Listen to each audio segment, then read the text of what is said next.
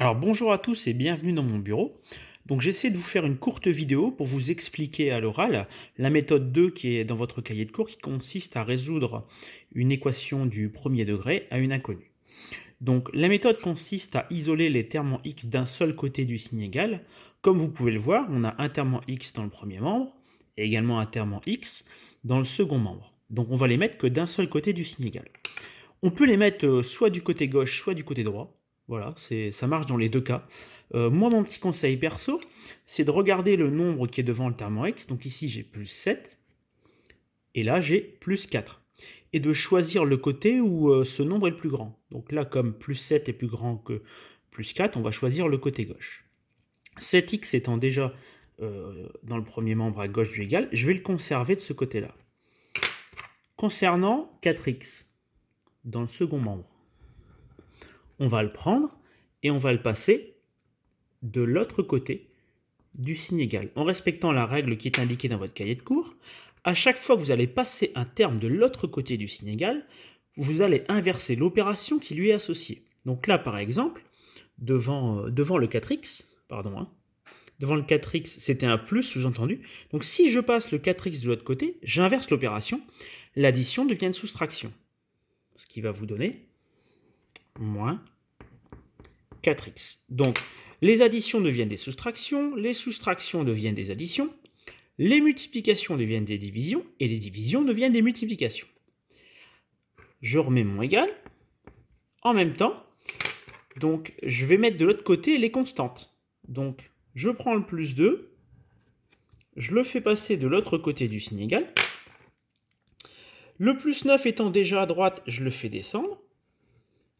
Le plus ici devant le 9 devient inutile, je ne le remets pas. Le plus 2, lui, passe de l'autre côté du signe égal.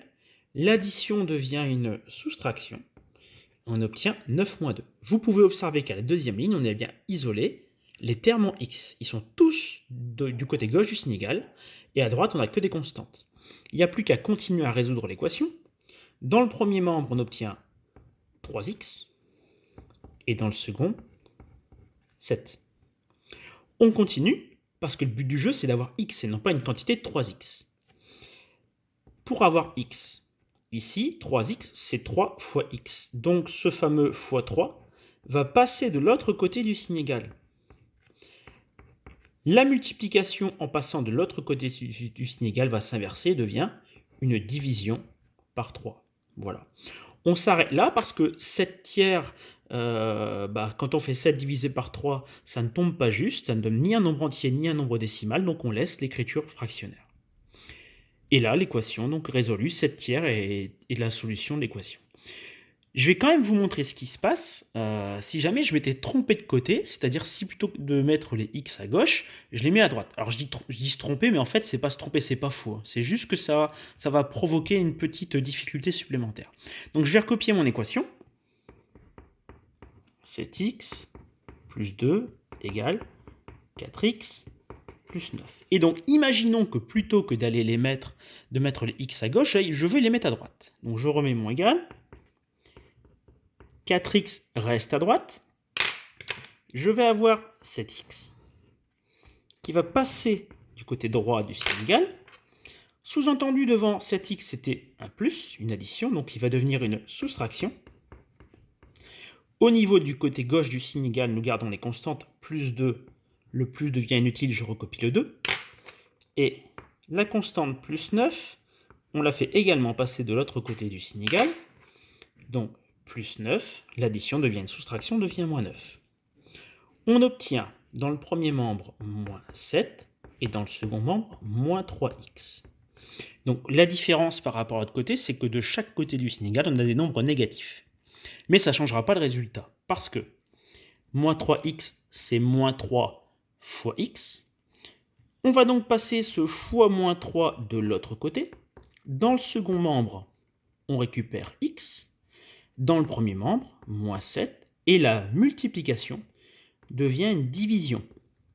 Donc on inverse bien l'opération, la multiplication devient une division, on ne change pas le signe du nombre. C'est l'opération qui s'inverse. Multiplié par moins 3 devient divisé par moins 3. Et pour terminer,